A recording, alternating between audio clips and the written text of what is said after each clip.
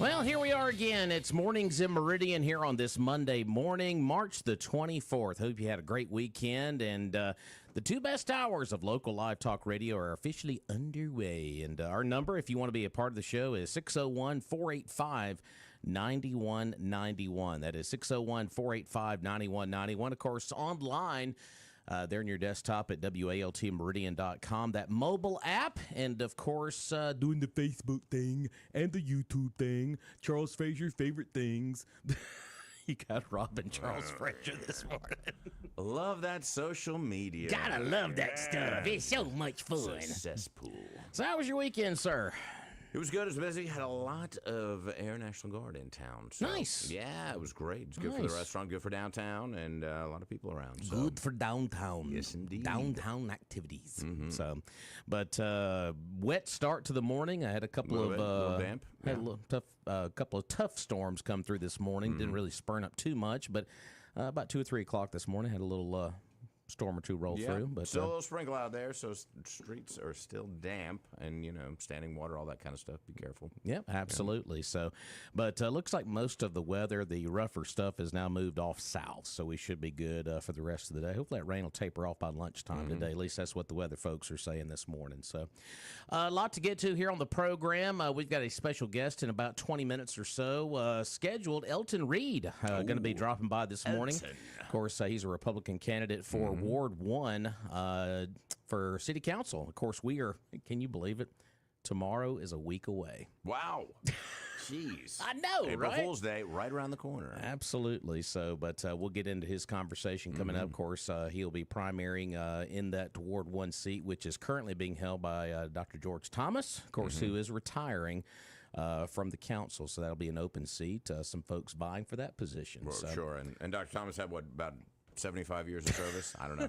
He's there forever. I don't know. Lost count after a while. So, but we'll get into our conversation with him coming up a little bit later on this hour. But a lot of things to cover, both locally and nationally. I guess the best place to start this morning, of course, you heard there in the Queen City News feed, top of the hour news. Unfortunately, a shooting incident, another one, happened early Saturday morning. Has left a 34-year-old man dead. They are calling this a homicide investigation with the Meridian Police Department.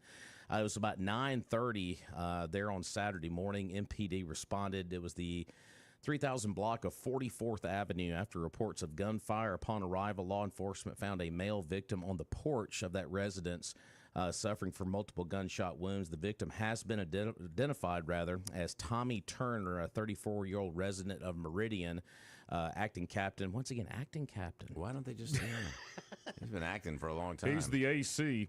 Acting Captain Darrell Thompson of the Meridian Police Department confirmed the incident is now being treated as a potential homicide. The time the body had been exposed before being discovered remains uncertain. So that's still some stuff they have to kind of get sorted out. But Turner's body has been sent for an autopsy to determine the cause of death. Authorities quickly activated the department's violent crime unit to assist in the investigation. MPD has also notified Turner's family and gathered evidence from the scene as a part of their ongoing inquiry. If the case remains obviously under investigation, the MPD urges anyone with information to contact the department at 601-485-1893. That's 601-485-1893. Of course, quoting QueenCityNewsFeed.com this morning for that latest information there. So found him on the porch of that residence. Not sure how long he was there, but no, they did report or respond to reports of gunfire. So you would assume that would be the gunfire that killed him, but I mean, you never know actually. So maybe there was other gunfire, and he could have been, Yeah, and there may be something else, on the scene that may have prompted them not to officially say it was gunfire. Could have been something else. They just, crossing all of the T's and dotting the I's there on what they're doing with the investigation. Proper police procedure. So another homicide here in Meridian. Of course, we're almost a week out from the municipal primaries, and of course, public safety is right at the top of the ballot. And once again, it's right here front and center, almost a week away here, Mr. Frazier. Yes, it is. And, I'm sure that's what Elton will talk about as well when he comes in. But, yeah, I mean, public safety is the biggest issue. And I think that, a lot of this it seems to be isolated, certain neighborhoods and certain groups. And I don't know if that's a gang-related thing or what, but certainly that should be, I think, part of the focus is a drug task force and a gang task force. how are we going to prevent these deaths from happening? And I think a lot of people look at it and say, oh, well, that's just maybe he's a gangbanger or something like that. But it's still a death in our community. Sure. And that's still something that we should be able to prevent. And so we should actually be able to prevent them going into gangs and starting that whole process to begin with. But, it's more of a, let's not just ignore it because it doesn't affect, the safety of downtown or other areas. That obviously has happened. But we don't need to ignore things that just don't happen in our neighborhood, so to speak. Yeah. So anyway, just seems like it's the same vicious circle we always go around with when it comes to one of these murders, homicides, however you want to quote this, but they're treating it as obviously a homicide investigation, but it just always comes full circle back around, and especially right now with it being, about a week out from the municipal elections, well, primaries rather, with these elections. But some of those primaries are the election, really. Yeah, and really, your bottom line is a handful of these are going to be that for sure is folks going to be getting offices next week. But of course, we do have another race to talk about as well. District 82 is tomorrow. Yes, that election is tomorrow. So if absentee ballots, that's already come and gone. So if you're going to vote, you got to do it in person in District 82. So just be aware of that. We got 3 individuals on the ballot there. So if you live in District 82, once again, I urge you to look at your voter registration card for that information, because we were talking about this last week with 82 coming up this week, and you got municipal next week. If you live in the city, boy, you really need to quote that card and be sure you're good to go. Yeah, and you need to get out there and vote. It's just, you're voting tomorrow, you're voting for just one person. Sure. But it's important that you do get out there. I mean, this is an important election, and it's Chuck Young's old seat, so, and he did such a fantastic job that hopefully our new elected official will be able to do the Got same. Mr. Gregory Elliott, Joseph Denson, and Joe Norwood are your 3 choices there in District 82 tomorrow. And I believe all 3 of those are Democrats. Am I correct on that? So I believe, and I'm pretty sure Donna Jill's got her ear glued to it, what would they need 50 plus 1 in order to avoid a runoff? Yeah, that I would assume. Right. I would it's assume. a special election, so all kinds of different rules apply, but I would think that that's just the standard, measure. Yeah. So quote your voter registration card. We talked about because the redistricting, and that's the other thing. It's and I'm glad you're on the show today, because we had Ty Bell on the program Thursday, and we asked her that question because we had the one caller call up, I believe a day or 2 before that interview, and we asked her. I was like, "Hey, we had a caller call up. They voted in 5 for many years, and now they got their card and they're voting in 2." And she said there was some redistricting done back in 23. Okay. So, and of course, that was not the last municipal election. It was like a year or 2 before that. Sure. So, not voting at all. So, right. So Donna Jill's phone will be ringing today. I'm pretty sure. It will be. Phone lines are already ringing up. Let's go to line 1. Hey, caller, welcome in. Hey, good morning, Lefty here, y'all. Hello, Lefty there. I just heard about the latest homicide. Rob, what does that make the tally for this year so far? The tally, I don't know the exact number off the top of my head. I got so many things open here in the studio, but the number's growing. Well, I'll just say that. At least 10 or 12, isn't it? I don't know if we've broken 10 yet. That's about an annual number. It doesn't seem like it's near that much. 4. I just got 4. I just got a text message that says 4. 4 in Meridian. 4. Yeah. Yeah. I thought it was more than that. Well, I just wondered about every other weekend thing, isn't it? Or close to it. Yeah, it's like we said here at the top of the program when we started talking about this story. It's just the vicious circle. We're going right back around it again. The issues in the community. Where does this start? Where does it end? How do we solve it? It's just a lot of questions we always come back and ask whenever this happens again. Sure. So. And I think you're right. Not in the homicide rate, but certainly in the shooting.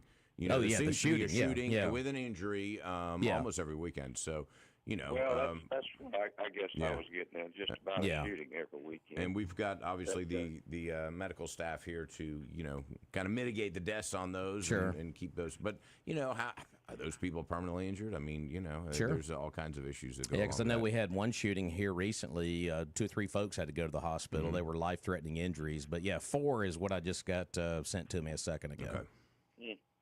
And while I'm on the phone, what is the deal with acting captain? Why does the captain not be the captain? We've been making that joke with Darrell for a long time. He needs Acting an Oscar captain. at this point. Yeah, I mean, man, I don't know. The guy's been He's- acting for so long. He's been acting as Lifetime captain for a award, while. yeah. So I'm like you. I'm not sure what the situation is on that. Maybe we can get somebody from the police Yeah. department on. Well, Clarification. get clarification. Yeah, maybe not. Maybe not. Maybe not. It might not come on. Maybe not. Sure. Well, I called the police department yesterday trying to get some radar set up on Bounds Road Proving Ground. Oof. And, nobody even answered the phone, and I bet I called 3 different times. Wow. Really? Did you call this number Yeah, we? really. Did you And call that's this? not the first time that's happened either. Did you call this number we gave out? Well, I don't know if this will be their number. 485-1893 is the number we have on here for. But that's for Yeah. the. I believe that's the number I called, but it's the one that says, "Welcome to the Meridian Police Department." And nobody answered the phone. Press 1 for press 2 for press 3. Yeah. For an Well, I emergency. think 2 is for the front desk, and I pressed 2 and still crickets. Press 2 and send up a smoke signal, and Right. press 3 and send up 10 of those. Catching up with the mayor's phone number. Ooh. But Yeah, that's not good if anyway, they don't answer the phone. That's Yeah. yeah. Huh. I guess you just dial 911 for everything now if you're gonna get somebody. Well, I hope not. I mean, you don't tie know. up the 911, the emergency line, and that just wouldn't make sense. But yeah, for them not to have somebody manning the phones, I mean, that's pretty Yeah. important. Nope. Okay. Like I said, that's not the first time either. And I tried several times, at least 3 times during the day, because I was in the backyard working in the yard, and I watched some white Dodge doing at least 60 to 70 up and down a 30-mile-an-hour Wow. posted road, and that's how bad it is, y'all. But I don't know. But anyway, there's going to be somebody. I guess when somebody gets hit or they run off the road or whatever going so fast, maybe something will be done then. But I know it's hard to do something when you don't have it to do it with, Right. and I guess they've got other pressing things to do. But Maybe you just need some potholes on Bounds Road. What do you think? Go out and dig for a pothole Right, out there, and then exactly. call the pothole Yeah. report line. Oh, did you bust a tire? I'm so sorry. Yeah. Oh, gee. Also Maybe you got- should slow down. Also, just got a message from another listener out there, and this, I don't know, if you called yesterday, this would explain this. Front desk is closed on nights and weekends. So I guess if it comes down to something like that, you have to call 911. nights and weekends. Yeah. Well, it's a good thing crime doesn't happen on the nights and weekend. Well, I guess at that point you got to call 911 911, anyway, yeah, for a crime, anyway, but, for that, yeah. But if you had an inquiry or just something that you're concerned about, then There I should be mean, somebody you could talk to. right, and Yeah. say, is this an emergency? I mean, I got a guy kind of loitering around or whatever it is that Good thing the hospitals don't have that that doctrine. Well, we can only take the patients on Right. the weekdays between 8 and 5. So don't get hurt outside of that. Yeah. All right, y'all. Well, I'm listening in. I Okay. just, like I said, I don't catch the news a whole lot on the weekend. I mostly rely on y'all for what's going on in Meridian. But well, I did get I'll tell you this while I'm on the phone. I got a guy in Ireland yesterday by mistake on the phone, and buddy, he was Irish too. And right when I got off the phone, he said, "Well, cheers." Why are you? Who are you talking? Ireland? That's kind of random. Oh, I know. Well, it was. I called eBay thinking I was going to dispute a purchase I made, but it was an erroneous error I made on my part. And I told the guy, I said, "Oh, this is a credit. I'm sorry." I said, "I've called you for the wrong reason, but it was refreshing. That accent was really something. It wasn't too thick to understand, but it was definitely different. But it was fun talking to that guy." Hey, Lefty, while I got you on the phone here, I just had a Facebook comment a second ago. Miss Kathy Anderson said this, says dispatch for city and county, and she gave the number here. It is 601-484-6847. That's the dispatch for the city and the county. If you got a pencil or pen nearby, I can give it to you one more time here. Yeah, give it to me one more time. I'll write it down. 484 what? 601-484-6847. 15th. Yeah, give that one a try and see if that might work for you. Okay, I sure will. Yeah. So there you go. Okay, I'm listening in. So see, when you call, we have some solutions for you. Yeah, and I'm a questions guy. You can ask any of my old teachers. So you were that. So you were that kid. Where did we find those teachers? He was that kid in the front row. Yeah. He was that kid in the front row. I was the kid in the back row. Yeah. All right, Lefty. Good talking to you, my friend. All right, y'all. Have a good one. Hey, you too. Thanks. So there you go. See, Facebook folks helping out Faith this the book. morning. There you All go. right. So All right. let's go back to the phone line. Hey, caller, thanks for ringing in. Good morning. Glenn Beck ain't got nothing on y'all when it comes to enlightenment. Well, easy now. Hey, whoa. That's why I don't have any we're money enlightened. left. I had to send it to Clark County and make him say that. So That's well on spent. the days that Roger ain't up there anyway. Yeah. I'm so looking forward to him being able to travel since he's tied to that station. It's so every day. tough for him. I know. I yeah, can't imagine. Chuck, he can pay all of our gas taxes. How about that? Yeah, well, I don't know if anybody's going to have that kind of money. I don't know. Eli may not have enough money to pass. Hey, you know, funny thing about the tax reduction that may happen in 2031 or 2051, but you know, that's dependent on if the state doesn't have some kind of shortfall.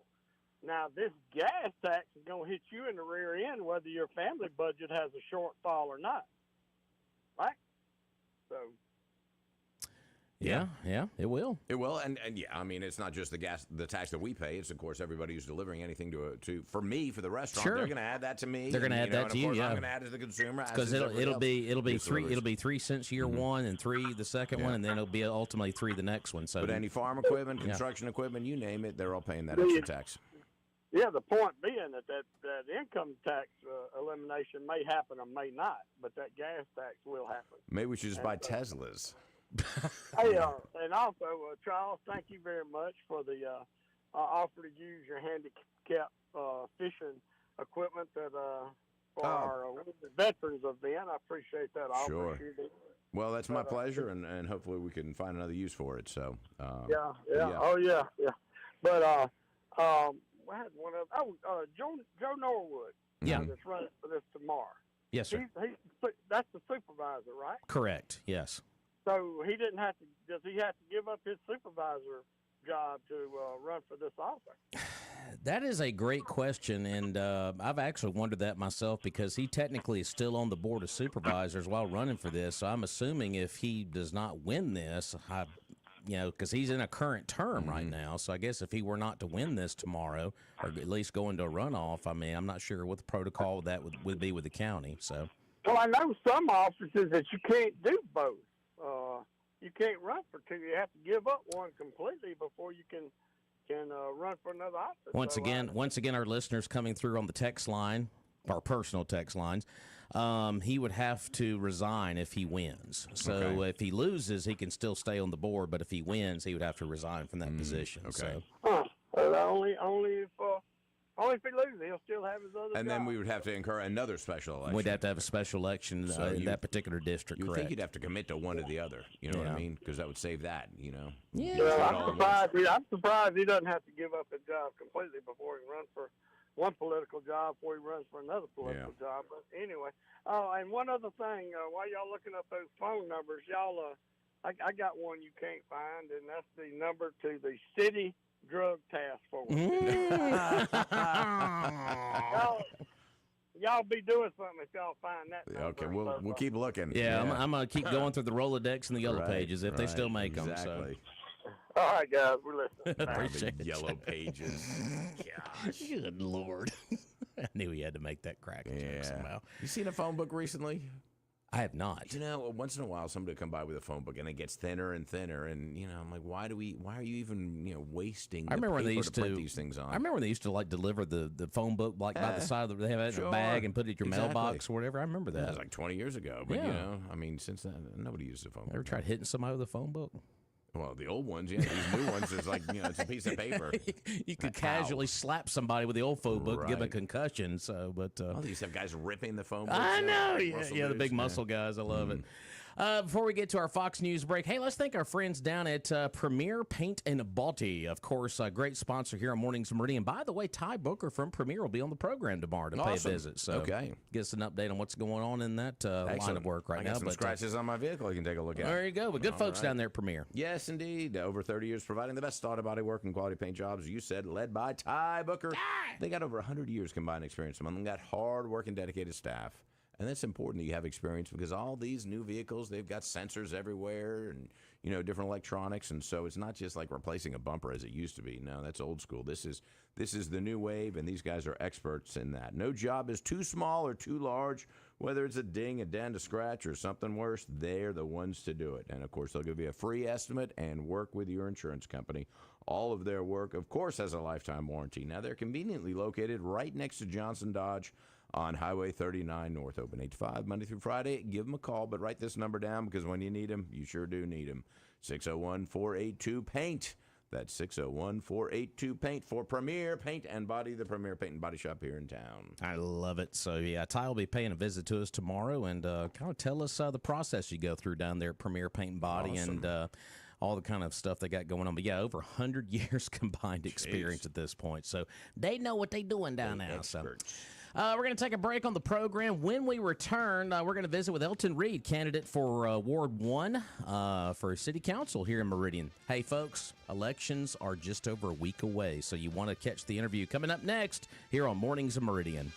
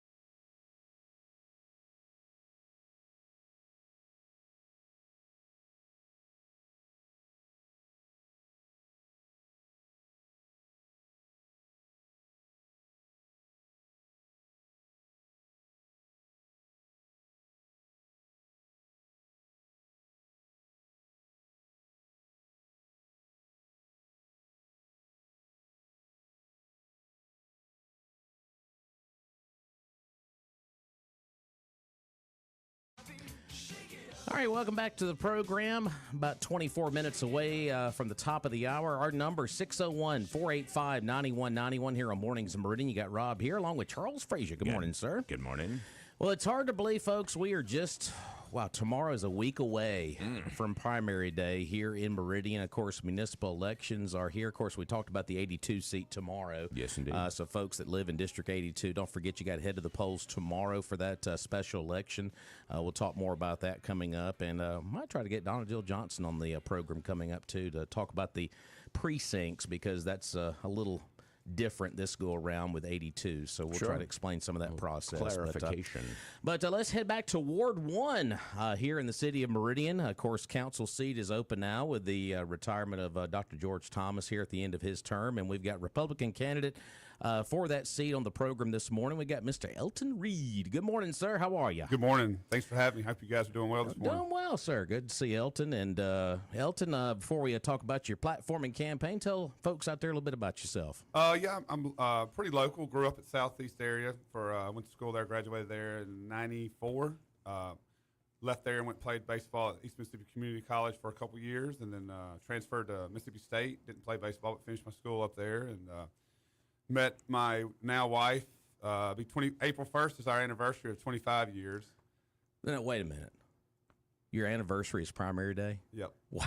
And it's April Fool's Day. I got married on April Fool's Day, so I would never forget my anniversary. See, I'm kind of the same way. Yeah, we got married. My wife and I got married on July 3rd. Like, we can never forget. It was right before July 4th. But April 1st, wow. How about that? So we've been married. That'll be 25 years next Tuesday.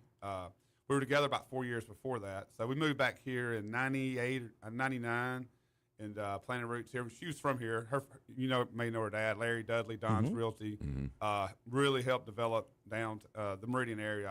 That's what he did for a living, Don's Realty. So do you celebrate this weekend? No, we don't. You gonna do a day of? You're just gonna kind of catch And to top it off, I'll have to work that night because the Raiders are playing. That's right, baseball at home. So there you go. Anyway, so we moved back here.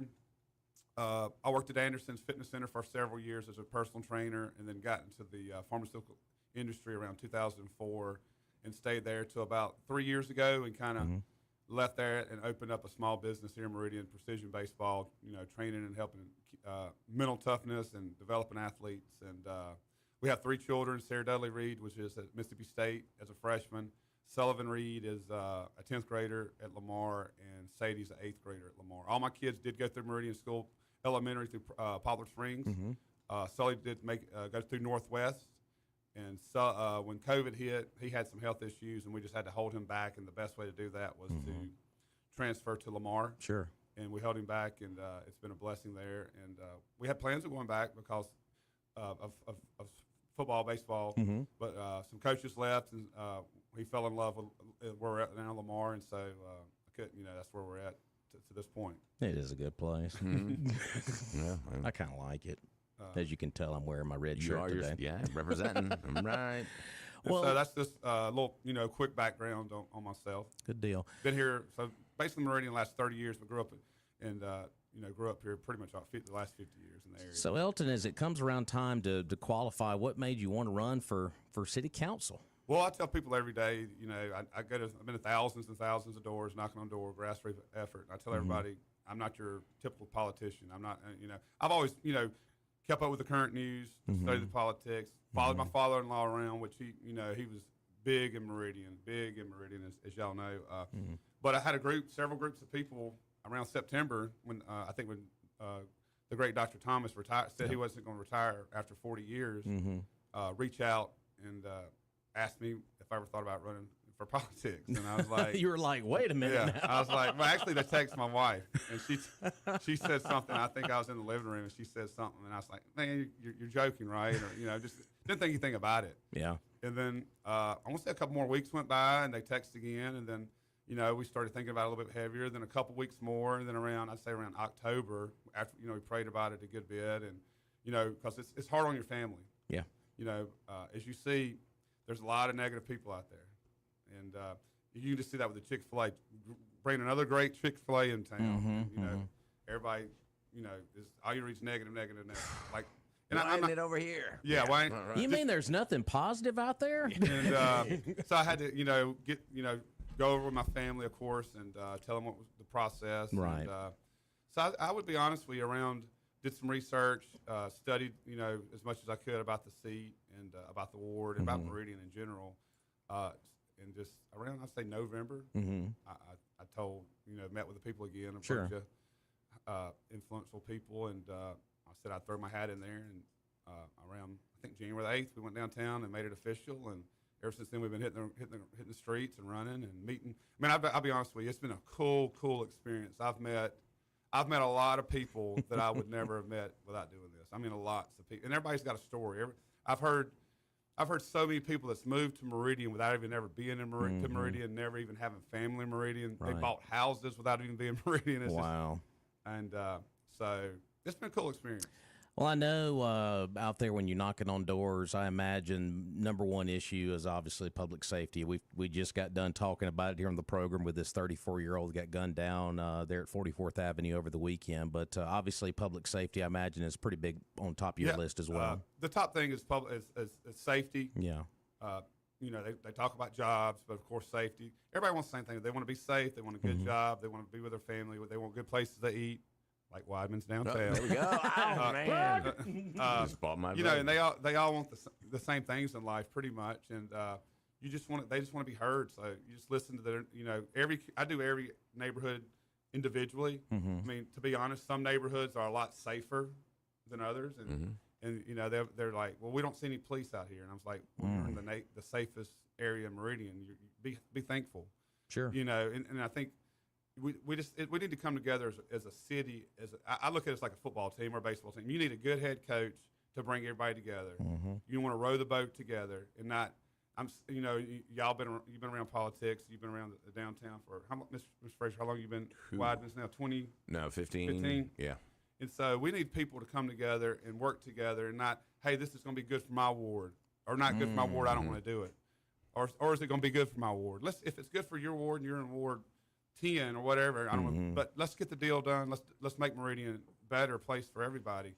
And if it's let's get it done. Don't matter if you don't think it's good for that ward.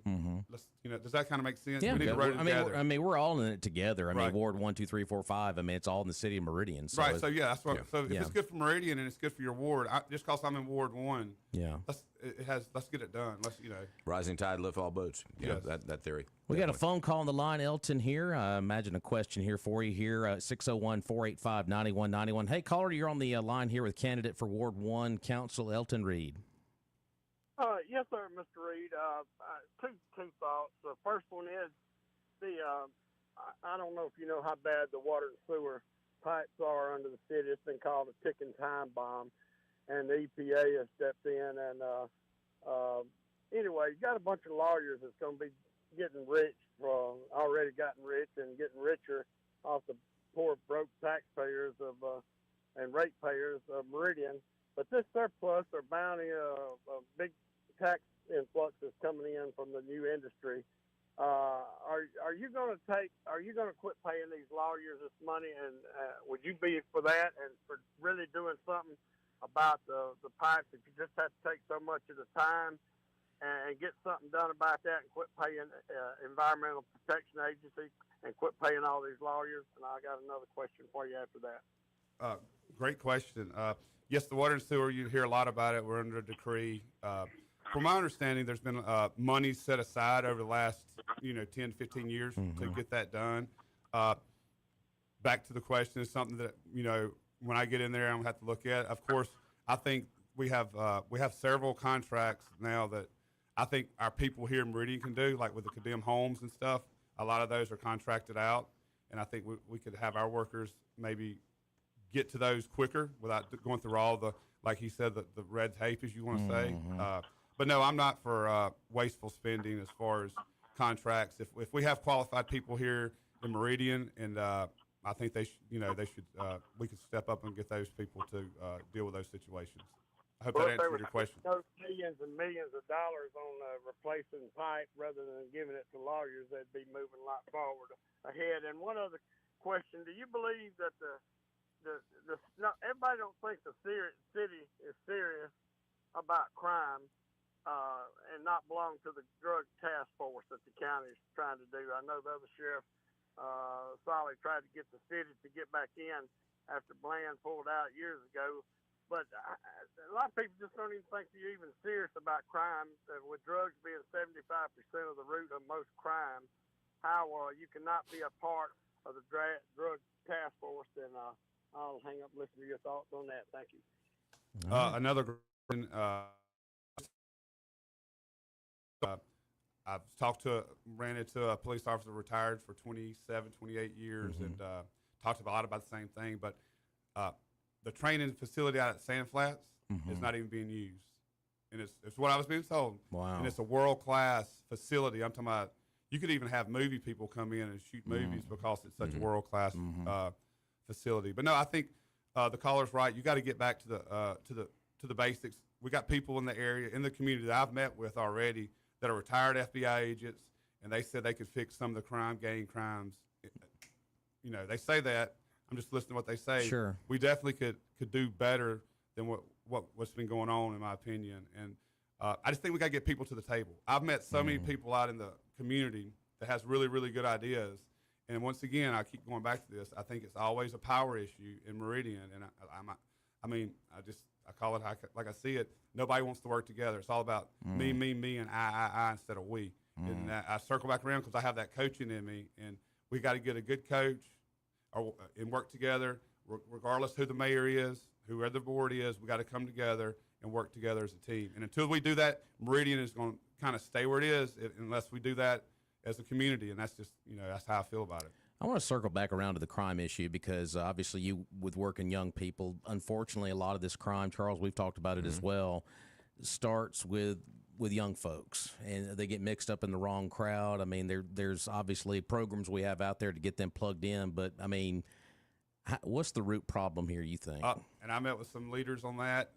Youth have very little to do here. Just being honest. And if you don't have a strong household to keep the kids out of trouble, and I have 3 kids, and when they have idle time, they can get in trouble. That's the reason I try and keep my kids as involved in school and sports as possible, because even my 10th grader, as good of his kid as I think he is, if he has idle time, he gets in trouble. Just does kid stuff. Yeah, that's kids. Kid. Yeah. And so I think regardless of where's it at in Meridian, we have to get something for the youth to call their own and get them off the streets and get them back into sports. Because, you can look at in high school sports, the numbers are dwindling. I mean, all over the state. They are. And, a hot topic is the sportsplex. It's been on the issue for 20, 30 years. It's been voted down. And I'm just a big opponent. If you get it done the right way, of not costing taxpayers money. But if you get something that's really nice and you have a 8 to 12 field sportsplex with pickleball, basketball, volleyball, the mall's not being used correctly, you can develop the mall in that area and put some stuff indoors and then have the facility somewhere around the mall. So when you bring in those folks on the weekend, they could use the mall. And that's the thing people don't realize. Sportsplex isn't necessarily paid for by the city people. It's like take Little Magee, Mississippi. They have 8 fields, not a real big sports. They're all turfed. They make about an extra $30,000 to $40,000 a weekend on monies to restaurants, hotels, back into the city, and that's what people I don't think understand. That's how they get their money off those sportsplexes, and that gives those kids something to do. How cool would it be to drop your kid off up at the mall? You go walk at Bonita and exercise, and they're working out with a team or working out. Yeah, and that's how I grew. And I know it's a different time, but think about it. You grew up playing basketball on the dirt outside, or that's all you. And we didn't get in a lot of trouble. I hope that answers your question. Yeah, but there's a lot of ideas that we could, but we have to work together. Yeah, absolutely. You can't just continue saying, "Well, it's not good for me. It's not good for my ward." It is good. It's good for Meridian. Yeah. Well, and I think that brings up a good question. Sports obviously is a great outlet for a lot of kids, but I think that the problem is deeper rooted than that. And how do you kind of resolve the issue of discipline in schools, which is, I think, a major issue. I know we've had that consent decree so that we, the prison or the school to prison pipeline. And I don't know what role the city council can play in kind of affecting that disciplinary structure within our public schools, but that's certainly an issue. Now, I'm not a big advocate of the state being the disciplinarian, but as I've always said, if parents are abdicating that duty, then I think the state, to some extent, or the city, or whoever, whatever entity that is, kind of has to step in and make sure that these kids are walking the straight line. Yes, that's another great question. City council has very little to do with the education in Meridian, to be honest. From what I've been told, Okay. we balance the budget, and we appoint department heads that the mayor brings to us. But with that being said, if you have a really good working relationship with your council, your leaders in Meridian, and your mayor, then of course you can have some influence with ideas and stuff to do. Comes back to the teamwork, doesn't Back it? to the Yeah. teamwork. I hope that answered your question. But yeah, there's a lot. There's a lot that in the city schools. We were in it till about when we moved over to Lamar. But like you said, it happened when they did that decrease pipeline to prison. And so from what I talked to a lot of teachers out in the public too. They have no they can't discipline the kids in school. And so. And I was sitting in some classrooms just several years ago, and they're not telling lies. I mean, I've heard, just from other teachers who, say that the kids will mouth off or whatever, get sent to the principal, 20 seconds, they're back in the room. And the other kids look at that and said, oh, you mean I can do the same? Right. Because there are no consequences. Right. Me and Lee were PTA presidents at Northwest Middle School. Right. Great teachers there, great kids there. We were there 3 years, but I would sit in, we'd bring lunches and snacks and stuff, and we'd see it firsthand on some of the disciplinary. And you're right, they'd send the principal back. Right. And then some of the stuff the kids would come home and say they heard, which, I'm not, they're middle school kids, but they would say that stuff in the classroom. Yeah. So, but you just got, it comes all back to working together. If you work together, you can get a lot of stuff done. You got to foster those relationships. Right. Yeah, definitely. Let's take another phone call here on the program. Hey, caller, you're on the air with candidate for Ward 1, Republican Elton Reed. Good morning. Hey, Elton. This is Ike Kiefer. Pleased on the show this morning and that you threw your hat in the ring. Thank you for stepping up. I'm representing North Lauderdale Water Association as the president of the board, and also I'm a resident of Parcel 1. So I'm interested in how much research you've really been able to do on the Parcel 1 annexation, de-annexation issue. And you comment about working together. There are some constraints on that I'm not sure if you're fully aware of financially and otherwise. Do you understand the consent decree and the amount of money and the timeline of that as far as the city's sewer obligations to MDEQ and EPA? Yes, sir. All right. You made a comment earlier that you thought money had been set aside for that. Do you know where the funding's coming for that? Once again, what I've been told is they've been setting money aside and for the sewer and water, and everything else is kind of hush hush. So not necessarily, no, sir. Okay. Well, part of the consent decree terms are all this stuff has to be published on the city's website. And so there's a lot of information out there, but the city has had to basically expose the plan, which is that 100% of this is planned on being funded with bond issues. The anticipated amount that started this project, when the early estimate was $95 million, and they've so far processed, I believe, one bond issue for $41 million, but they anticipate another $36 million bond issue, another $18 million.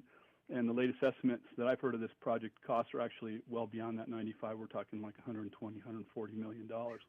And it's a 15-year obligation. So they've got this agreement to work on this bounded project for the next 15 years out of money they don't have in an account that they've got to do bond issues for. And if you look at the plan, it's all laid out there. When they drew this plan up for sewer, they conveniently cut the map off at Old Country Club Road and didn't disclose to the EPA that they had annexed 4.4 square miles north of that, or that they were pulling sewer from the Navy base. So this plan, they're bound, their hands are tied under their current agreement to not spend any of that money north of that line.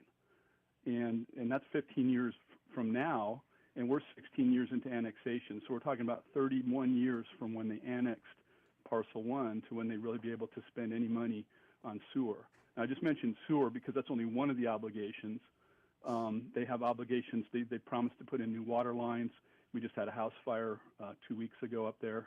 House burned down. They promised to take over the water system. Fire protection, Van Zyverden, 600,000 square foot facility that employs up to 700 people, is protected basically with a single water tanker. And they're paying $500,000 a year in fire insurance because they're considered to be unprotected by the rating agency as an industrial site, which is pretty valid. I mean, we have a couple fire hydrants up there as a rural water system, which is beyond our obligations. We have no obligation to have a single fire hydrant up there, but the city has basically said we're going to cover that area with a tanker truck, and then we'll roll other trucks in as we can. But you can imagine the scale of an industrial size fire if God forbid. So there's really it's nice to talk about that we'll work together and we'll rising tide raises all boats, but their hands are tied by agreements that they made that were really not in good faith with this part of the city that they took on. And so I just encourage, I'd love to get together with you and talk about some more details, but there's so much information there that they're not disclosing that is you can research for yourself and validate. But the gist of what Parcel 1 has kind of come to, and this is, again, over 16 years, is, there is a method for us to take care of ourselves. It's actually in state code that if your municipality and your county are not providing services that you need, you can actually create what's called a public improvement district. And you can assess yourselves like taxes, and you can form your own board, and you can prioritize your own projects, and you can hire your own contractors, and you can do the work that needs to be done. And I'll say the number one issue I think for our area right now is drainage. So we have homes that have regularly flooded for this since 2010, and there's not been work on solving that problem. So that probably one of the first priorities. The city said sewer was an urgent issue and that it affected their sewer system, and that was an imminent health crisis. So if that's true, then they've ignored it, and if it's true, then we can take that into our own hands and address it ourselves.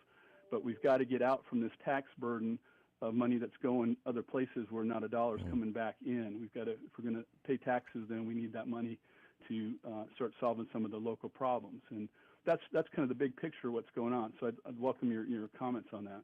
Well, that's a lot to digest right there, and I'd love to meet with you, like you said. But I was hadn't been there for any of those the stuff you just talked about. So that's kind of why I'm running, is to try and change some of these things. And I'm not saying I can come and change day one, but we got to tackle issues one at a time. As my grandmother used to say, take one jar down at a time. And but I was out there yesterday meeting with a lot of some of the Eagle Point area, and I think that's what you're talking about. And it's definitely been an issue that they've talked about for a while. Some of the floodplains down there, some of the sewer they were talking about to me yesterday. So hey, it's a lot to digest, and just got to tackle it one step at a time. I'll tell you what I'll do, caller. I got your information here. I got your number here, and I'll share it with Mr. Reed, and y'all can get connected if that's cool. So. Yeah, absolutely. Appreciate you guys, having the show, and for you coming on. Also, appreciate that you weren't shy about party affiliation, unlike one of the other candidates. So I feel like you are standing for some principles, and so just welcome you throwing your hat in the ring. It's a thankless job, and I'm thankful that you are considering taking on that responsibility and having some dialogue with us. Absolutely. Thank you for the call. Absolutely. All right. Have a good one. There we go. Yeah, I know that area, Charles, for a long time. And that is a lot of information to receive this morning, but it is an ongoing issue in that area. I hear that a lot. And I know you've heard that a lot. So. Like I said, I've been out there the last couple of weeks at Eagle Point, Briarwood, and it's not a comfortable place for a candidate from the city to go out there, to be honest. And they have a reason to be upset. And I get it. Yeah. And like I said, I'm learning every day, and what I do know is what I've been told. I hate to say what I've been told, because until you get into the seed and understand, start peeling layers back. You're in the shallow end, kind of walking toward the deep end. Right. So we're supposed to. There's a fire department out there. Right. They pick the trash, and they're supposed to be police. As far as water and sewer, they're still like the caller said, North Lauderdale Water Association. Yeah. But some of the people I was talking to yesterday, their water bill's $30 to $20, $40. My water bill inside where I live is like $150 to $200. So, and then I tell them how much my water bill is, and they're like, "No, I'm good with my $40 water bill." Well, and I'm on. And I'm just being honest. Water, Yeah, and they're great. yeah, absolutely. But yeah, I mean, it seems like the city has taken over this parcel of land. I mean, it's a huge area. It's a that big they've annexed. area. And they said, "Ooh, look at all the tax revenue from that," and then we ain't going to do much for it. And they're not fulfilling their part of the end of the obligation, which is, the drainage is a huge issue. You hear about that every time we have a major rainstorm. Yeah. Right. That you've got flooding all over there. Been worse for upwards of Sure. in order to get their compliant with, I guess, The the agreement. sewage and Yes, yeah. sir, yeah. And so that's a huge issue. And at some point, the city may say, you know what? You guys go ahead and form your own independent, it's not a municipality, but whatever that is, improvement area or whatever that Mr. Keefer referred that to, then that may be wise for the city to say that because that obligation is overwhelming, $140 million. Absolutely. I mean, that's double the budget. Yeah. And I don't know if this, like again, I don't know where this money. What I've been told is with the data center coming in, our city budget, which is roughly $54 million right now, will go to about 110 over the next few years, which I'm sure y'all have heard Sure. that. Double it, And- basically, yeah. Yeah. And with those monies coming in, once again, you got to work together. If you don't, we're going to be back here 4 years from now, and I don't know all the answers because I haven't seen what's been going on. So for me to sit here and say, yeah, I can come in and do this, this, and this, it's just, in my opinion, silly. Yeah. Everybody wants the miracle done day one. It takes a while. And their own specific cause or Sure. whatever they're Yeah. concerned about, they want that addressed Yeah. immediately. Right. Now, this is a major one, and certainly it affects a lot of people out there in the annexed property. But And my big thing is when somebody asks, I go to a door or come in here to talk to you guys, they go, well, what's your platform? I was like, and my big thing is I'm here to work for the people. I don't, necessarily, I can tell you some ideas I have, but let me hear your ideas. What's your thoughts in the community? What do you see in your neighborhood that you think can get, because usually boots on the ground in the neighborhood sees more than somebody that's never in that neighborhood, correct? Sure. So in the neighborhood, they may not have any problems. They're like, hey, Mr. Reed, our neighborhood's really safe. We're community watch. We all get along. But I'll say this too. There's so many neighborhoods I've gone in, and we have a conversation, 10, 15 minutes, and I feel like we've hit it off. And I was like, well, tell me about your neighborhood. Who's your neighbors?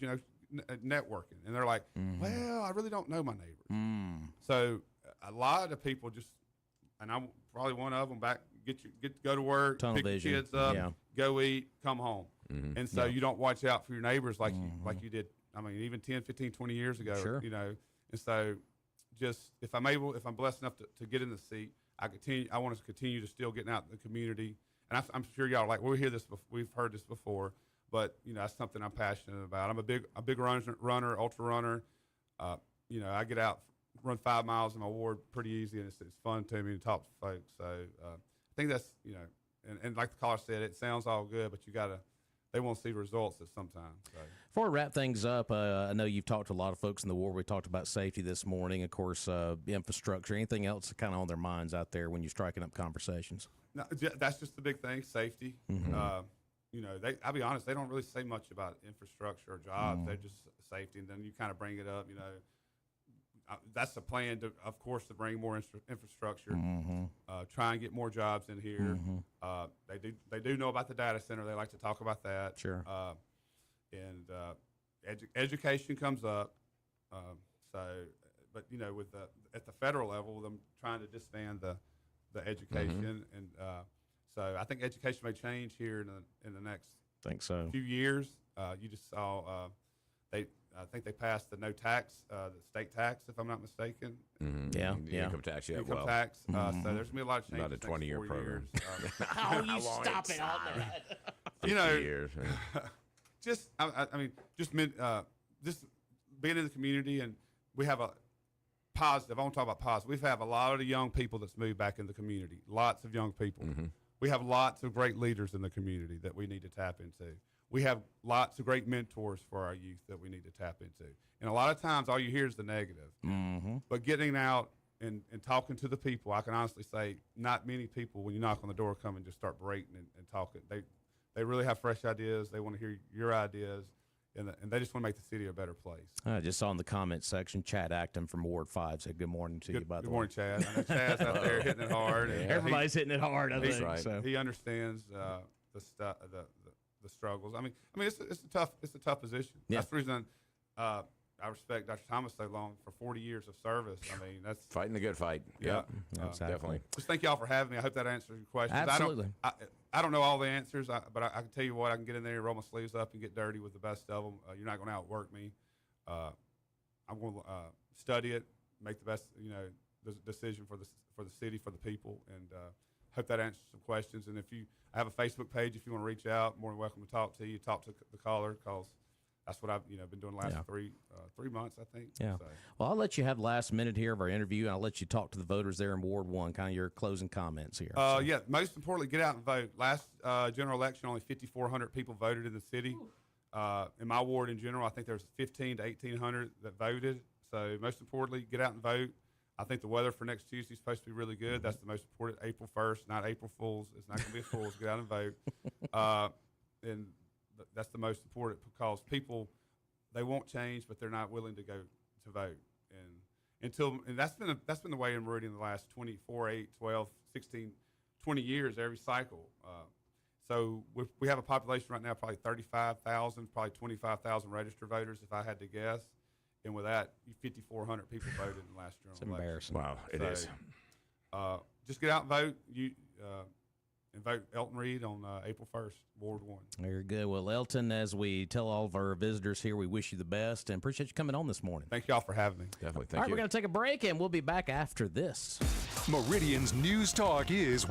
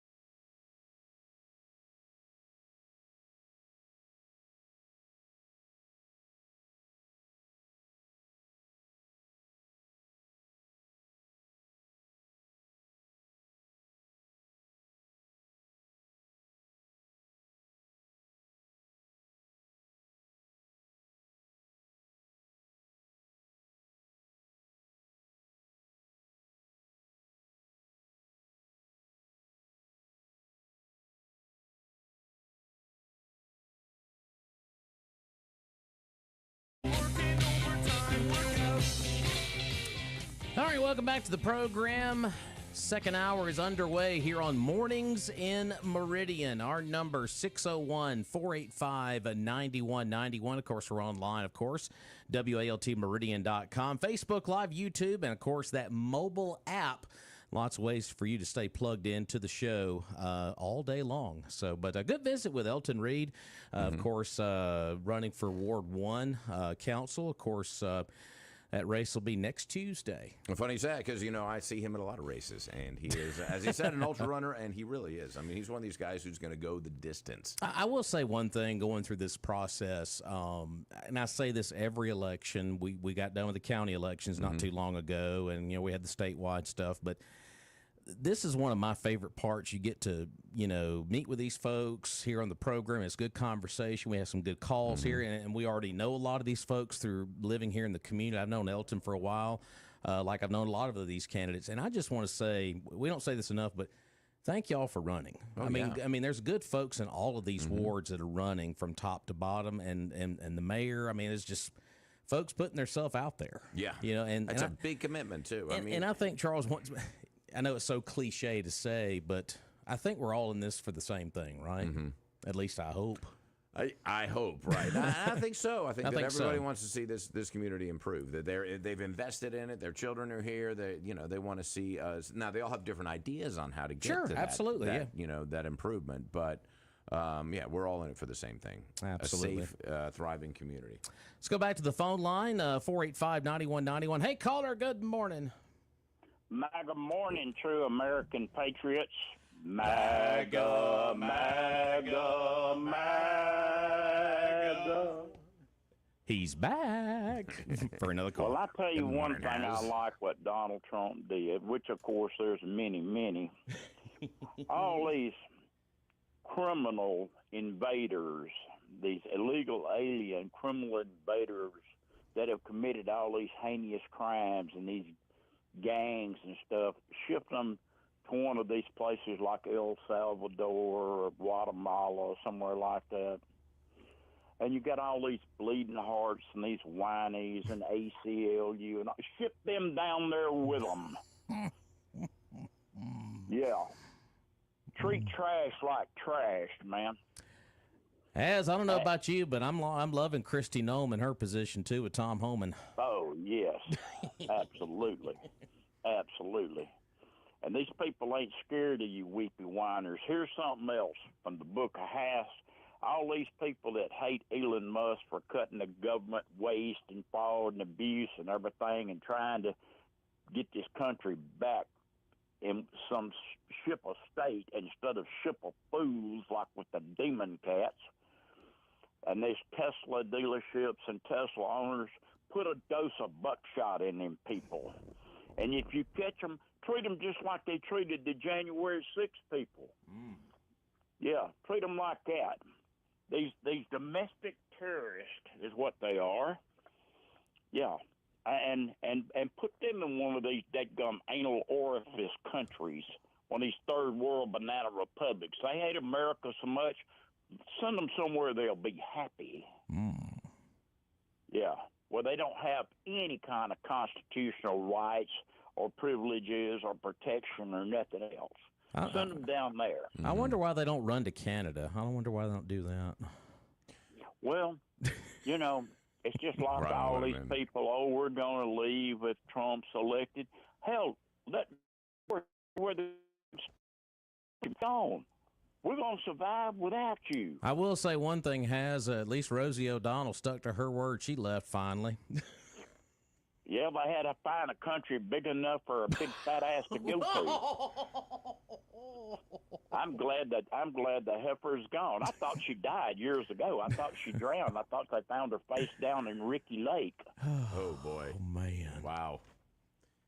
Ricky Lake. Yeah, get rid of the garbage, man. Take the garbage out. And like I said, these people that are burning cities, we're mad and we're going to loot the stores and burn. Put them down in the street, man. Yeah. This is not a protest.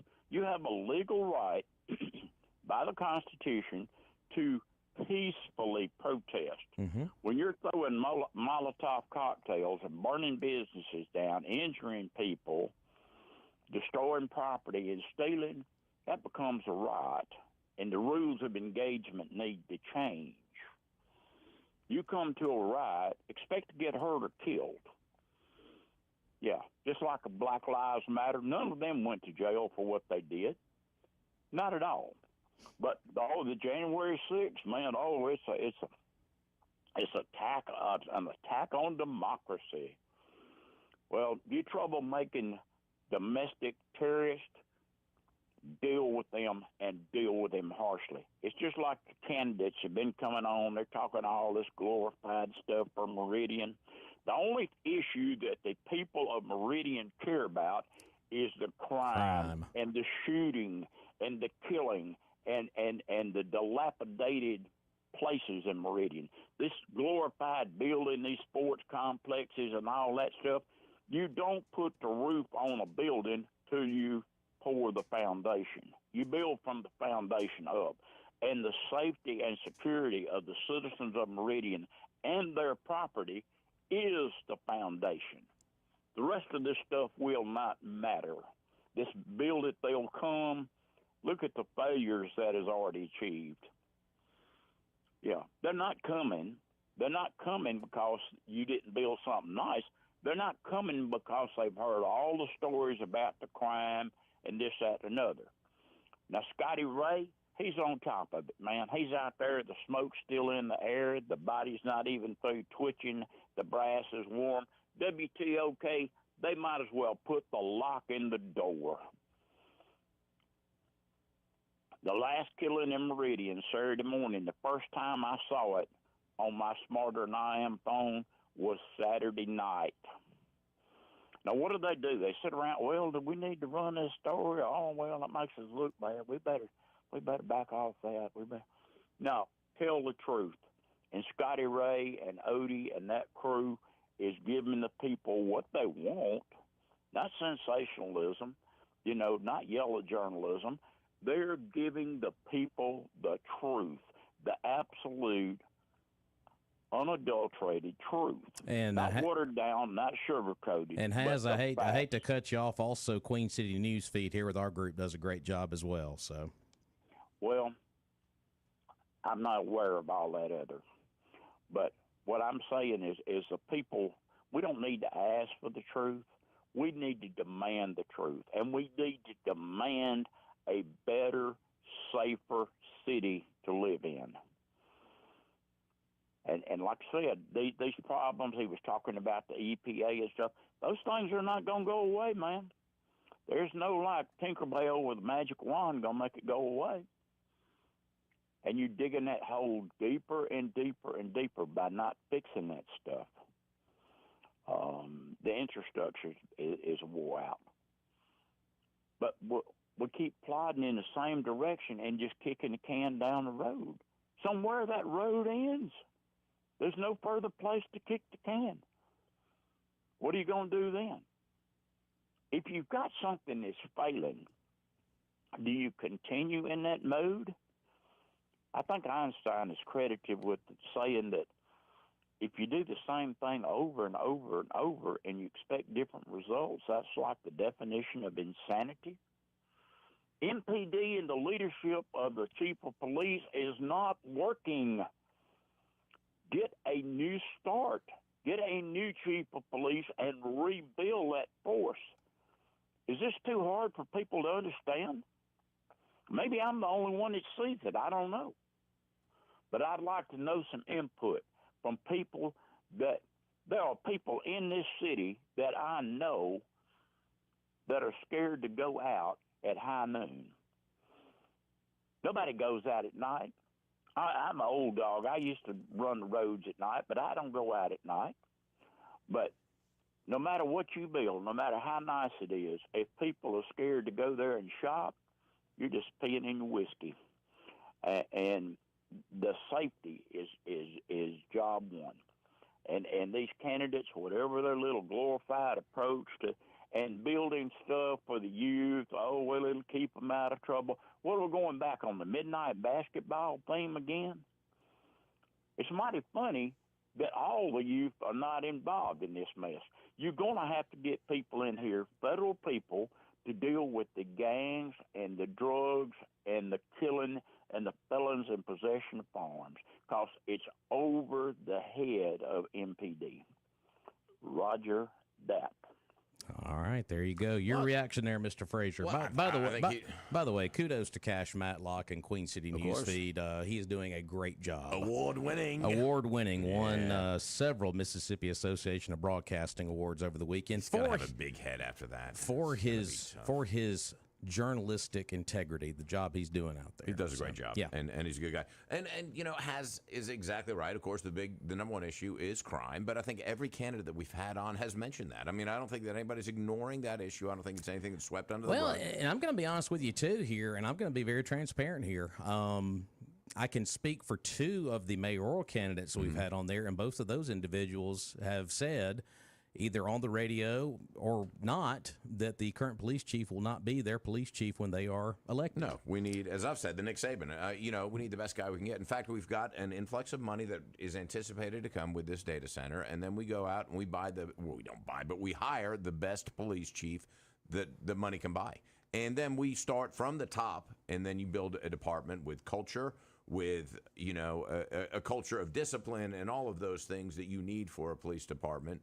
And then you start going from there. I mean, and that's really the way to do it. And hope. I think that a lot of these candidates see that, and they understand that we really need to revamp our police department and cooperate with the drug task force, hopefully, and have gang task force and cooperate with the federal government, the state police, whatever we need to do to stop this. Because I think that too many people have said, "Oh, this every city this size in the South, in the Southeast region, has the same problem."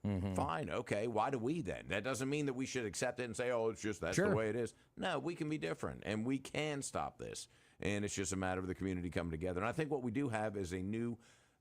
I think there's a new energy of cooperation within the city, and so I think we need to really kind of jump on that and make sure that we're bringing that to the table with the new candidates and new elected officials that we will have, because we are going to have new people in office. I mean, we're definitely going to have two new city council folks, no matter how you slice and dice it. I mean, Ward 1 and Ward 5 are going to have new faces. The rest of them, maybe others. We'll see. So, We'll see. So, before we get to our next phone call here, we need to catch up on some bills here. We need to thank our friends down at Martin Roofing. And, folks, with a little bit of a rainy morning out there, you might look up and be like, what is that spot up in the corner of my ceiling right there? Oh, you might have a leak in your roof. You need to get in touch with Doug and Doug. That's right. And they'll come over and give you a free estimate and inspect that roof for damage and let you know exactly what's going on. All you need to do is call them, and that's Doug or Doug, like you said, and that's 601-485-5920. That number's easy to remember, just like the interstates that run through town.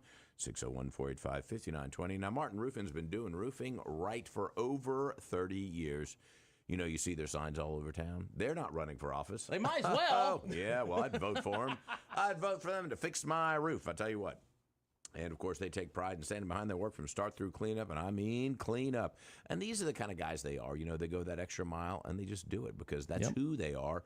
My in-laws had their roof done by them, and they did the doghouse just because it needed to be done. I mean, how cool is that, Anyway, Martin Roofing, 601-485-5920. And, of course, they're a member of the Better Business Bureau because they are a better business. All right, let's go back to the phone line. Hey, caller, good morning. Don't buy that this happens everywhere. It's the same every city. It's not true. That's a cop-out. That's what they want to be. It's not the same in Madison, Ridgeland, Canton, Flowood. It's not the same.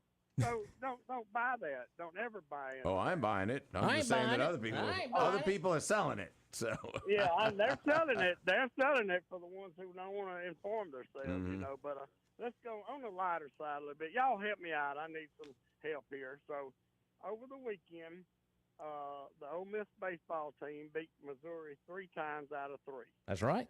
The Lady Rebels are going to the Sweet 16. I think they play Wednesday, Thursday. The men's Rebels basketball team will be playing Michigan State, which is only favored by 3.5, which is a big surprise to me. I would take the farm and bet on Michigan State. Don't bet the farm. I love my Rebels, but for say that Michigan State is only going to beat them by 3.5 points. Well, So, and Chuck, I can tell you why that is, because this tournament, you just don't know when it's one and get done. hot. I mean, you could You flip get a hot, coin. You can yeah. flip a coin. It's whoever the hottest team Yeah. is right now. So well, Ole Miss was not supposed to beat North Carolina State. They were not supposed to beat Iowa State, and here they are in the Sweet 16. And I got those dates, but I'm trying to get the dates on when State will play in the Sweet 16. What dates are those? That'll be 2027, maybe, yeah. 2028, yeah. I'm still waiting on Ole Miss to get to the Final Four, though. So. You know, that Well, wound they is may still get the fresh. Final Four. Okay. They had the Sweet 16. And I know maybe that sports reporter for Southern is listening in, and he can tell us what day Southern is playing in the Sweet 16. It's amazing Maybe how he'll call in. Ole Miss folks worry about other folks and Yeah, not I on their know. own issues. Right. So. I know that, especially like a Southern reporter, he's real quick to call in on some days after the game, but other days he don't call in. 6 to 2. 6 to I don't 2. understand how he's picking and choosing which particular. Oh, day we he understand can how. call We in. understand how it works. Oh, y'all do? Okay. Yeah. I think maybe I do too. Yeah. All right, love you, Billy. Talk to y'all later. Love you, Billy. Right. Had to throw that in there. Had to just throw there. that at the end. Yeah. I was like, love you, beat you, but love you anyway. He knows where I might live. Yeah. I got to throw that in there. I will find you and I will teach you a lesson. I So- gotta love the rivalries, but yeah, Ole Miss. Yeah, great, big time. You heard me great. clapping. I I'm a mean, state guy, but I was clapping. You got to root for the Man, Mississippi come on, teams. I man. mean, yeah, I'm a state guy too, but I mean, it's great to see Ole Miss do well. So you know, and represent the state. Absolutely. Yeah. So, and of course, the MSU women are playing in the second round of their tournament South tonight Carolina. against no, it's Southern Cal. Oh, it's Southern Cal. Yeah, Okay. they're out in LA okay. playing Well, at that's a little Southern bit Cal. different then. So that's All a right. much different deal Yeah. there. So, but hey, everybody made the dance with the exception of Somebody else. on that note. We'll take a break. We'll do it. We'll be back. More of your phone calls. 485-9191. We'll be back. Why can't we all just get along?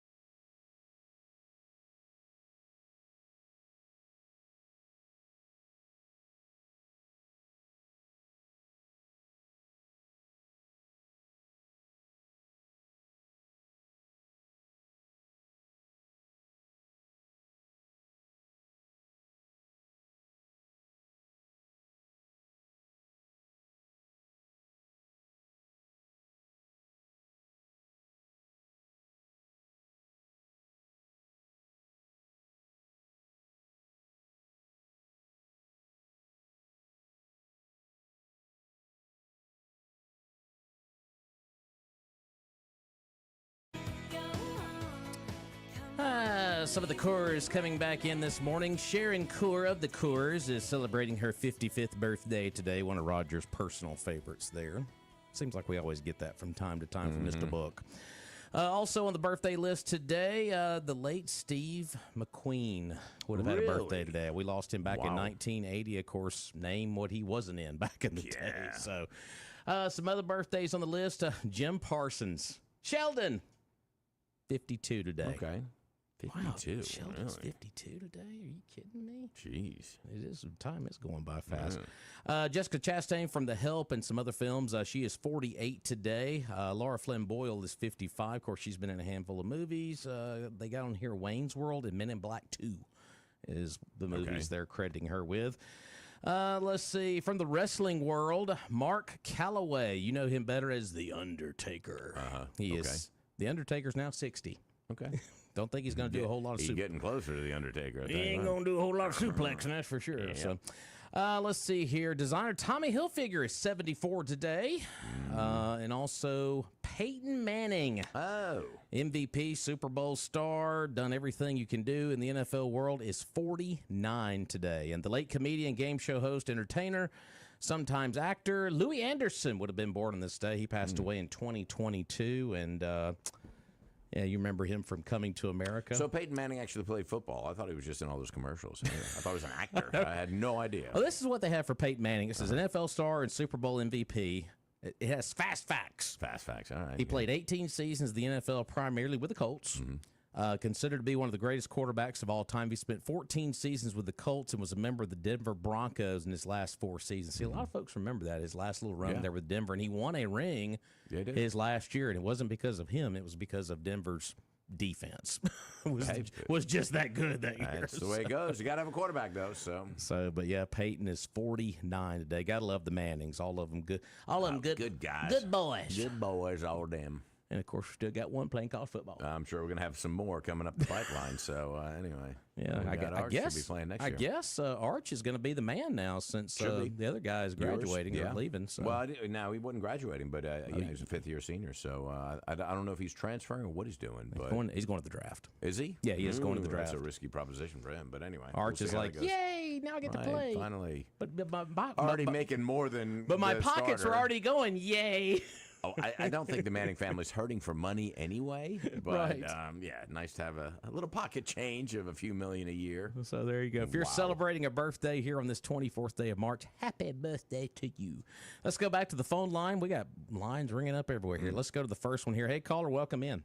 Hey, good morning, Rob. Hey, good morning, sir. Oh, how you doing? Doing good, sir. Well, look, I don't have anything to say other than this. This is Kenneth Butler. Yes, sir. Butler Pest Control. Yes, sir. I need to talk to you about getting a key to this property that your brother-in-law, is that correct, is selling? My brother-in-law? My brother-in-law. Yeah, this would be Charles, Okay, yeah, I don't have the key, but I can get it for you. Well, I'm gonna give you. Can you take me off the air in just a minute, Rob, or how can I get back and get? We got your number, I think. Do we have it? Charles. I think I've got. Are you calling from a 483 number? Yeah, 483-7277. Yep, I've got it right here. Okay. All right. Charles, I'll call you later on today. Yeah, he'll give you a shout back.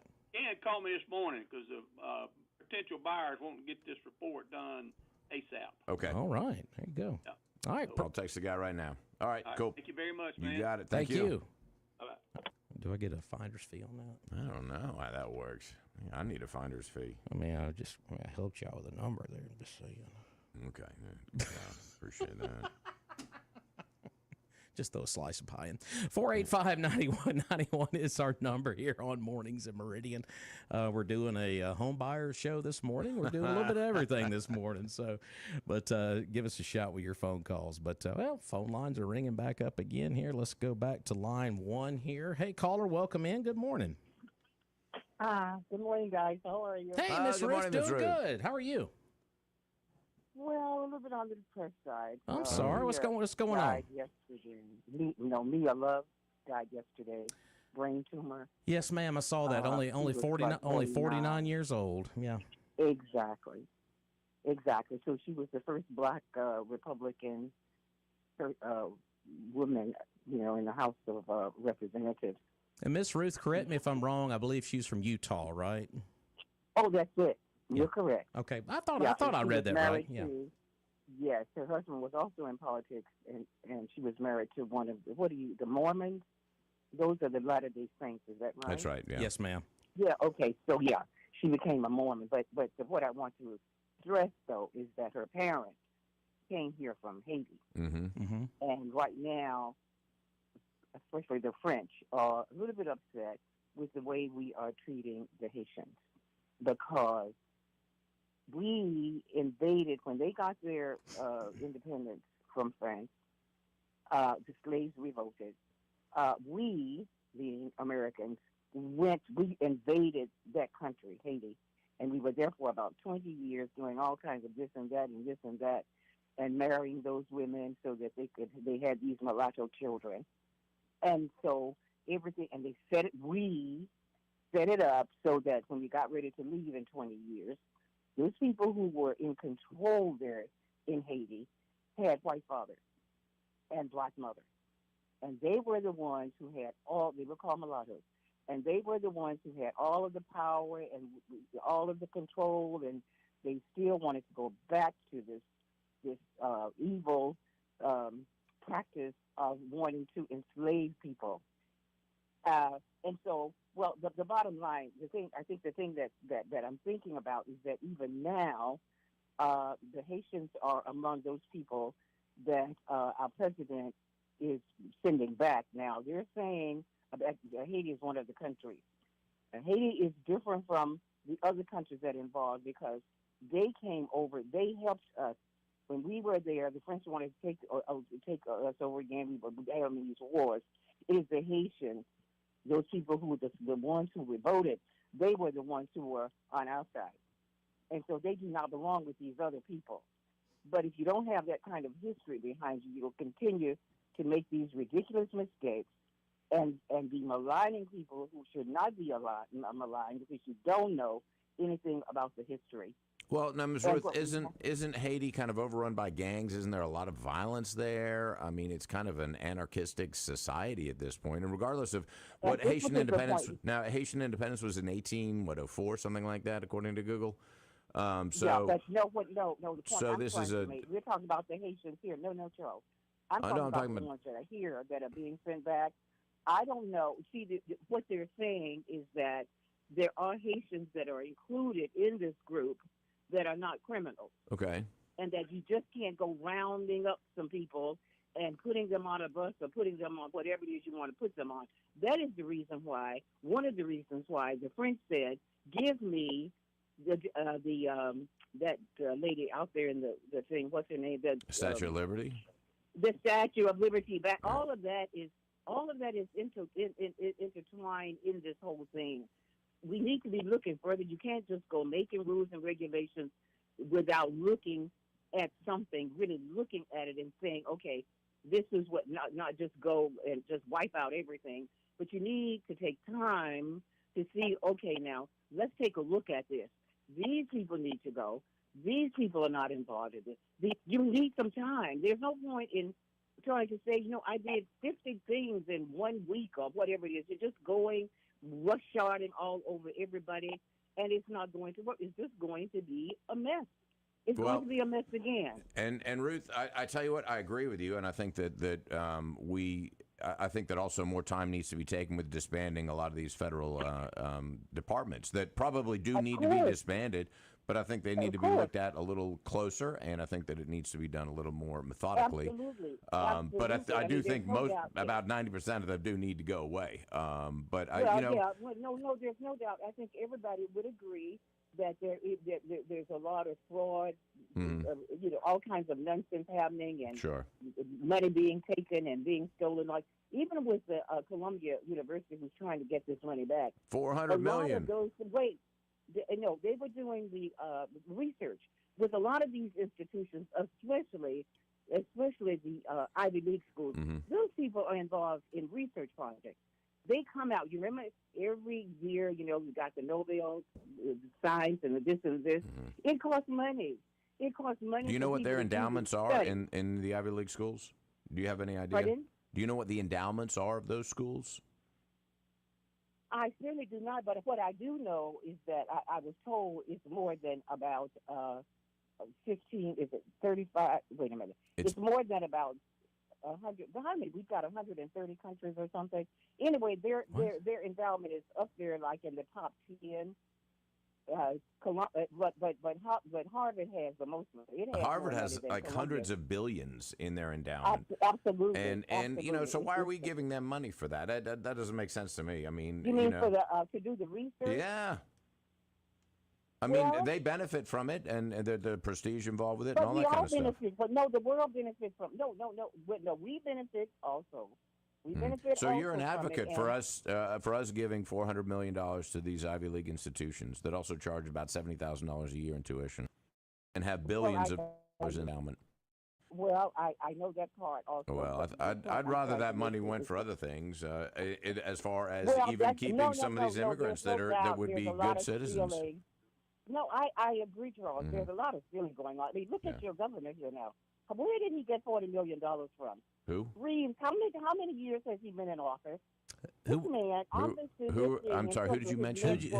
Who would you? $40 million. Where did it come from? Who are you mentioning again, Miss Ruth? Where did the $40 million come from? Who has the 40? Reeves. Reeves has 40 million? About the governor. I'm talking about your governor right here in Mississippi. That man has $40 million. Where did it come from? All of them are in this stuff. That's what I'm saying. There's no point in looking at one group and not looking at the other group. I agree. And politics. Hey, I'm with you 100%. And if he's somehow very fast on these and Miss Ruth, I will say this about looking at all groups. Why back in 2010, 2011 did most Democrats agree that what Musk is doing now here in 2025 is what should have been done, but they're the ones that are screaming the loudest about it being done now? I'm sorry, say that again. I'm sorry, Robbie. What did you say? Why back in 2010 and 2011, folks like Chuck Schumer, Nancy Pelosi, and others sat behind microphones and say, we have so much government waste, we have to get rid of it, we've got to do our best to cut all the fat. Barack Obama said the same thing, and all of a sudden, when you start to see the fat cut here in 2025 by Doge, those are the individuals that are screaming the loudest about it being ridiculous. Well, of course. No, why are they doing that? Is my question. Well, because they're politicians, and it makes no difference whether they're Democrats it's because or Republicans or independents. It's because they are. It's because of Donald Trump is why. Because he's all associated. of them. Now look, we cannot put Donald now up here like he's a saint. No, I'm not saying that. I'm just saying that why did they say what they said back then, and why wouldn't they agree with it now if they said it before? It's not politics. It's because of Donald Trump. It's because it's Donald Trump. Yeah.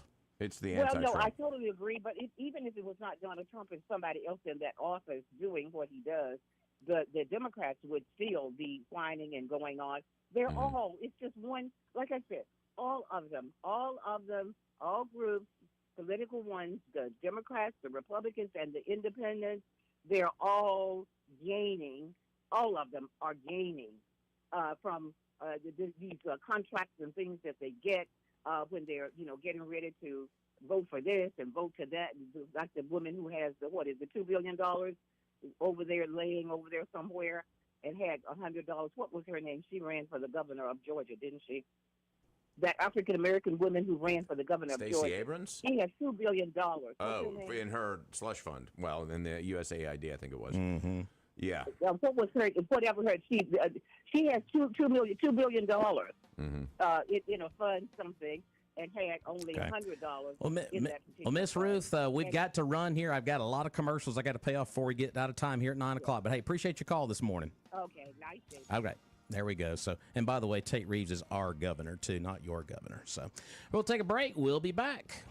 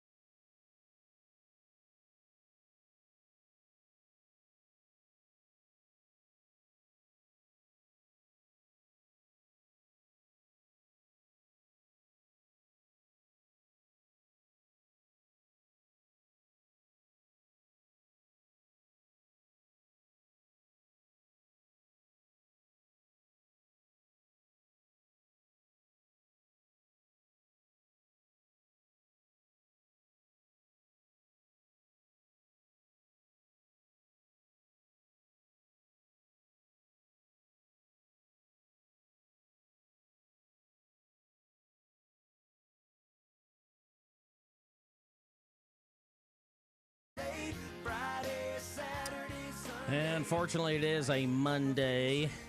601-485-9191 as we start out a brand new week here. Wow, the month of March is about to be wrapped up here in just over a week. But flown by.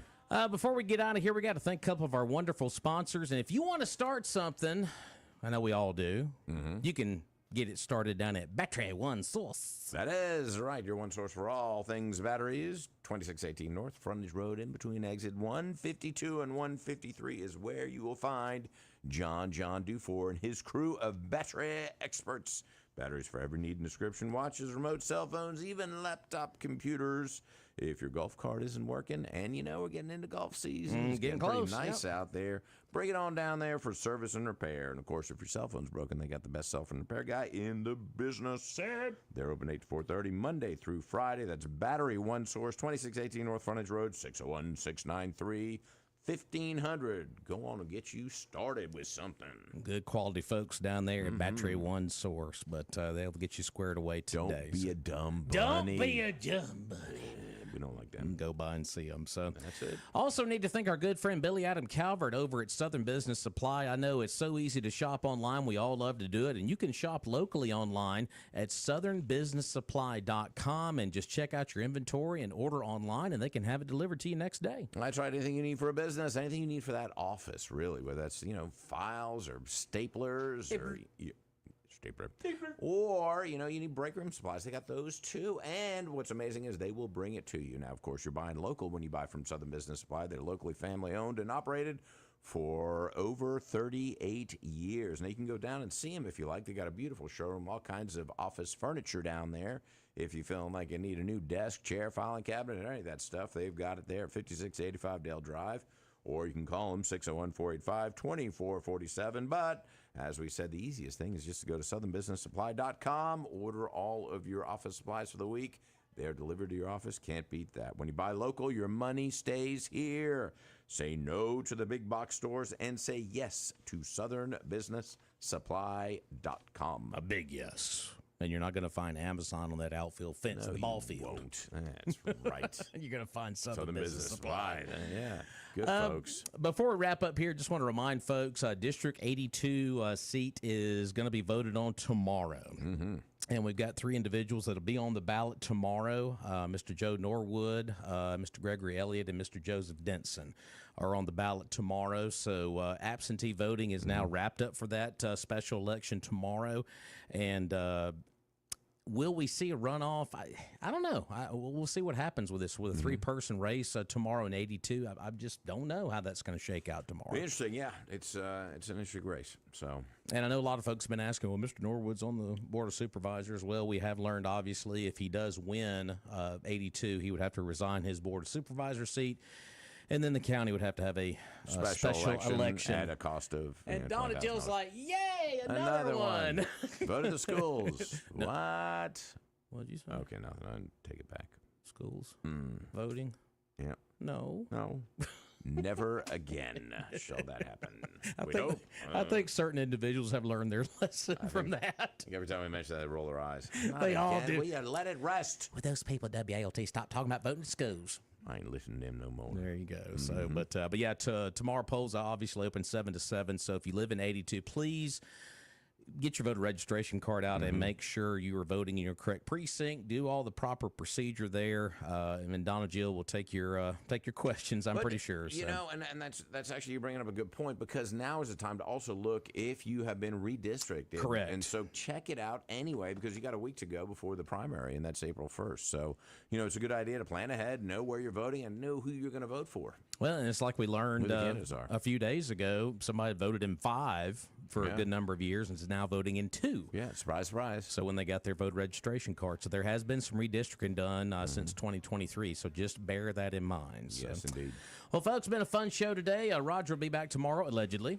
So he says. Ty Booker from Premier Paint and Body will be on the program tomorrow. We'll see what's going on with them, one of our great advertisers. And awesome.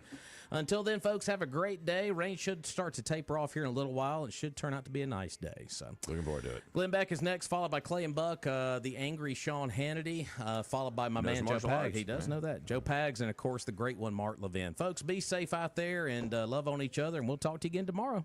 And Buy local. To be me till Monday.